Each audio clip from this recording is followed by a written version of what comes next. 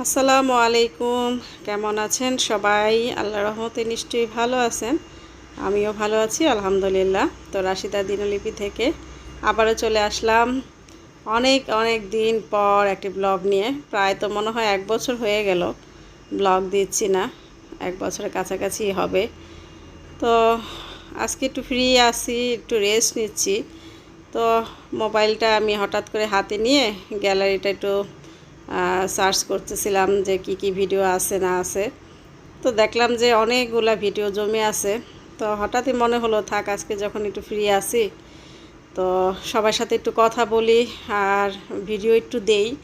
এগুলো হচ্ছে অনেক আগের ভিডিও, তো ডিলিট করতে হবে। তো এই জন্যই আর কি ভাবলাম যে অল্প অল্প করে একটু ভিডিও দেই আর আপনাদের সাথেও আমার একটু যোগাযোগ হবে। অনেকেই কিন্তু আমার খোঁজখবর নেন ভাবির ব্লগে, জিজ্ঞেস করেন কেন ভিডিও দেই না। তো তেমন কোনো কারণ নেই, ওই যে অর্ডারের কাজ নিয়ে এখন একটু ভালোই ব্যস্ত আছি। তো এত কাজ টাজ করার পর ভিডিও করার এনার্জি থাকে না বা ভিডিও পাবলিশ করারও এনার্জি থাকে না, ইচ্ছেটা হয় না আর কি। তো এটা হচ্ছে একটা ড্রায়ার, এটা অনেক আগের ভিডিও। একটা ড্রায়ার মেশিন, এটার মধ্যে আমি পেঁয়াজ মানে বেরেস্তা করব। তো এই মেশিনটা তখন ভিডিও করে রাখছিলাম যে আপনাদের একটু দেখাবো, অনেক সুন্দর কাজের একটা মেশিন। তো এটা হঠাৎ করে রায়নের বাবা অর্ডার করছিল।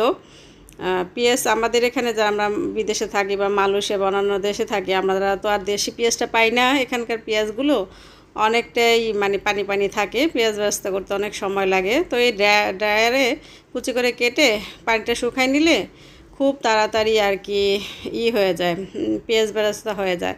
তো এই 5 থেকে 10 মিনিটের মধ্যে আপনি পেঁয়াজ বেরেস্তা করে ফেলতে পারবেন। তো এটার মধ্যে আর অনেক কিছু এটা শুকানো যায়, হয়তো যে অনেকে আছে না একটু রোদ দেওয়ার ব্যবস্থা থাকে না, আচার টাচার দিলে বা কোনো কিছু তৈরি করলে তো এটার মধ্যে শুকিয়ে সব কিছুই করা যাবে। তো এই তো আমি পেঁয়াজ বেরেস্তা করতেছি। তো 3-4টা তাক, তো উপরে নিচে তাকগুলো আগে হয়ে গেছে, মানে শুকায় গেছে পেঁয়াজটা, তো আমি বেরেস্তা করে নিচ্ছি। তো এটা খুবই কাজের একটা জিনিস, কারো ভালো লাগলে কিনে ফেলবেন এই ধরনের। তারপর হচ্ছে যে নানান কিছু শুকায় না, আপেল, তারপরে হচ্ছে আপেল স্লাইস করে শুকিয়ে রাখা যায়। তারপর নানান ধরনের ফল ফ্রুটস শুকিয়ে রাখতে পারবেন এই আর কি। তো আমি ঘড়ি দেখতেছিলাম।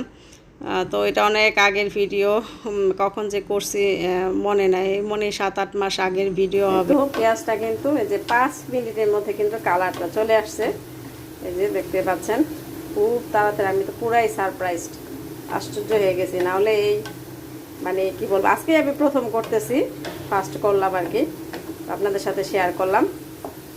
তো এই পর্যায়ে আনতে প্রায় আমার না হলেও 20-25 মিনিট সময় লাগতো। এমনি পেঁয়াজ ডাইরেক্ট পেঁয়াজ কেটে বেরেস্তা করতে অনেক সময় লাগে, কারণ আমাদের দেশের পেঁয়াজের মতো তার এই দিকের পেঁয়াজগুলি না। এগুলোর পেঁয়াজ মানে প্রচুর পানি ওই পেঁয়াজের মধ্যে। তো তেলে দিলে ওই পানিটা শুকাতে শুকাতে অনেক সময় লাগে। এই যে দেখেন আমি একটু ঘড়িটা এখন আপনাদের দেখাই, আর একটু ভাজা হবে। আমি জালটা এখন কমাই দিছি, প্রথমে জালটা বাড়াই দিছিলাম কারণ আমি আরও একটু তাড়াতাড়ি করতে চাচ্ছিলাম, কারণ আমি আজকে অনেক কাজ করছি। অর্ডারের কাজ তো, তারপরে গোসল করি না এখনও। তো সব কাজ একদম শেষ করে আমি গোসল করতে যাব। তো এই জন্য একটু তাড়াহুড়া করতেছি, কারণ আর চুলার পারে আসবো না, কারণ প্রচুর গরম পড়ছে। মানে আমার শুধু টপ টপ করে পানি পড়তেছে। এই যে হয়ে গেছে, প্রায় হয়েই গেছে, প্রায় কি 2-1টা হয়তো আছে একটু, ওই যে নাড়াচাড়া দিতে একটু লেট হয়েছে, এর জন্য 2-1টা সাদা সাদা আছে। তো আমি ভাজতে দিয়ে আবার ওদিক চলে গেছিলাম। যারা পেঁয়াজ বেরেস্তা করেন সবসময় বাগা এই ধরনের ঝামেলার মধ্যে আছেন, তো এই জিনিসটা কিনে এইভাবে ড্রাই করে তারপর হচ্ছে পেঁয়াজটা ভাজতে পারেন খুবই তাড়াতাড়ি। আমি ধরলাম যে 10 মিনিটের মধ্যেই আপনার হয়ে যাবে, সুন্দর মতো ভাজতে হলে একদম 10 মিনিট। এটা হচ্ছে আরেকটা ভিডিও ক্লিপস। এখানে হচ্ছে রসমালাই তৈরি করেছি, অনেকগুলো রসমালাই। তো কয় কেজি সঠিক মনে নাই। তো দেখতেই পাচ্ছেন বড় একটা পাতিলে রসমালাই তৈরি করে ফেলছি। এটা হচ্ছে একটা মেলার আগের দিন রাতে মনে হয়, আগের দিন বা এর আগের দিন হবে, রাতে তৈরি করেছিলাম। মেলা এনটিপির পক্ষ থেকে, এনটিপির বর্ষপূর্তি উপলক্ষে মনে হয় একটা মেলা হয়েছিল 1 বছর আগে। তখন আর কি আমরা পার্টিসিপেট করছিলাম, সেজন্য আর কি রসমালাই তৈরি করছিলাম।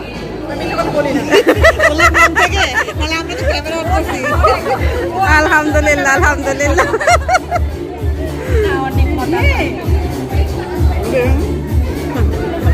এই তো আমরা সিঙ্গারা খাচ্ছি, সিঙ্গারা এই যে এই আপুর হাতের সিঙ্গারা খাচ্ছি।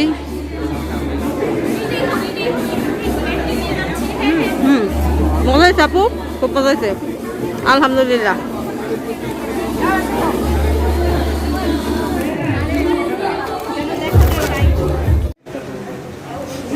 অবশেষে ক্যামেরাটা অন করলাম।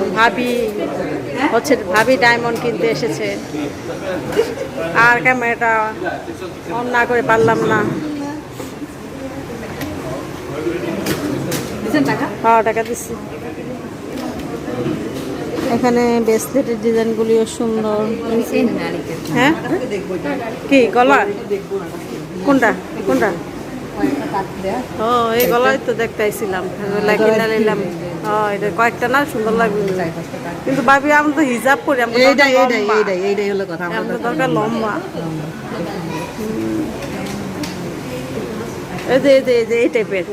এই টাইপের লম্বা নিচেরটা না, ওইটা কিন্তু ভালো লাগবে। হ্যাঁ, মানে শাড়িটারি পরলে সুন্দর লাগবে। আপনি তো আছে এরকম একটা, এখান থেকে তো কিনছেন, ওটা টার্সেল দিয়ে পরলে নিচ পর্যন্ত আসে। ওটা জানি কত।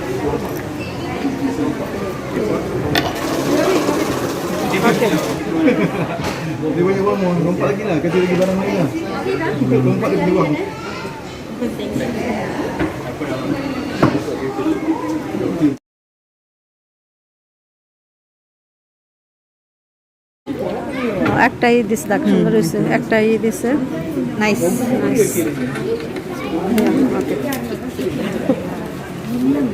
ওকে থ্যাংক ইউ। কি খাম ভাবি দুজনে মিলে? মনে করছিলাম কিছু খাবো। আরে সমস্যা নেই, খাবো তো। Thank you for your service.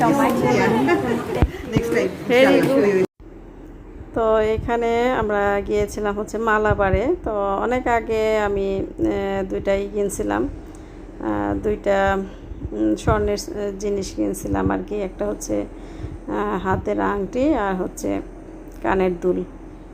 এই দুইটা জিনিস কেনার সময় জাস্ট লাস্টে একটু ভিডিও করেছিলাম, তো পরে আর ভিডিও করা হয়নি। তো এই তো রায়নের বাবা হচ্ছে কাঁঠালটা কাটলো। কাঁঠালটা কাটার একটা সিস্টেম আছে, সেইভাবেই কাটলো রায়নের বাবা। একে আর কি দোকানে দেখছে এভাবে কাটতে।